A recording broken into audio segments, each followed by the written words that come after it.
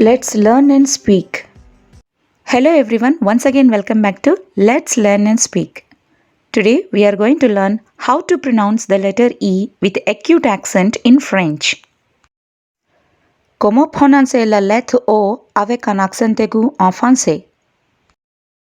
L'accent aigu est.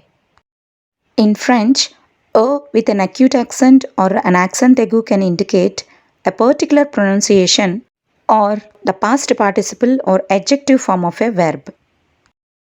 A with acute accent can be pronounced as AY in say or as EY in hey. So, O with acute accent can be pronounced as A with closed mouth. Now let's get into the words with the sound A. Les mots avec le son E. Bébé, baby. Étoile, star. Télévision, television. Clé, key. Dé, dice. Cheminée, chimney. Elephant, elephant. Carré, square. Poupée, doll. Été, summer. Cinéma, cinema.